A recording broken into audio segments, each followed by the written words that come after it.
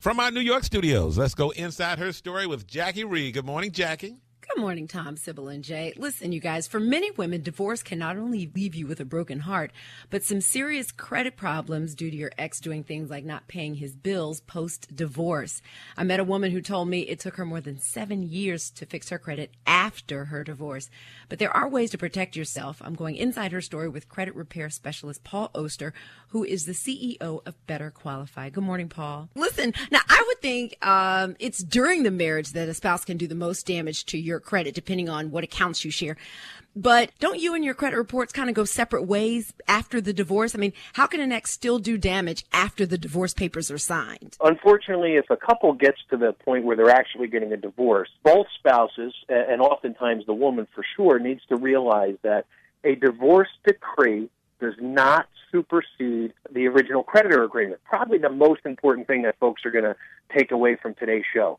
What that means is if a judge orders a spouse to pay all of the credit card bills and their joint accounts, and let's say there's $100,000 worth of debt in those credit card bills, and the woman says, okay, well, if he's going to pay that, and that offsets some of the other monies in the marital settlement agreement, she doesn't take as much from a savings account or a 401k because he's responsible for $100,000. If he does not pay, she is ultimately responsible in the eyes of the creditor. And it's an amazing thing. They don't care what the judge says. If you have joint accounts, it is imperative that they get closed immediately, they get separated, and they get paid. You cannot take his word for it. Obviously, if you're going through a divorce, there were problems already. We see the damage every single day, and I listen to women pouring their hearts out, but the judge said. And it's an amazing thing to me that more people do not realize that. Now, is it mostly women that you hear from in these types of situations? Because a lot of women still let their husbands handle the finances and really don't get involved in that. Do you still see that happening?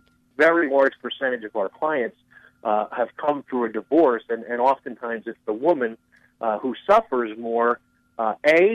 Maybe she only has the joint accounts with her husband, and her husband may have other individual accounts. And once the divorce goes through and those accounts get closed or they go into default, now it's a tremendous undertaking to try and reestablish the credit, settle the debt, and move forward in her individual credit life. This may sound crazy, but what happens to the credit if the couple decides to get back together? Then they would both be responsible at that point in time. It won't get any better. No. It doesn't. It doesn't have any effect. The marital status has no effect on credit, other than the fact that you may have joint accounts, together. So I speak all the time in front of groups, and I just tell them, congratulations, you're moving forward. You're going to get married, but you don't have to be married with credit. You can get the same credit cards, just get individual accounts, and you can pay those accounts out of a joint bank account. It's much easier to separate a bank account than it is credit card account. Paul, where can we get more of your tips on all types of credit issues? What's your website? It's betterqualified.com. Paul, thank you so much. All right, ladies. It's cheaper to keep them. You said it, not me, Tom. .com. Paul, do you think prenups are smart? If you don't have a lot of money? I can answer that one. No, but do you have to be rich and famous to have a prenup? No, and prenups are smart, but again, they don't supersede original agreement, and it's almost a separate issue to deal with. A prenup will not protect you against credit card default.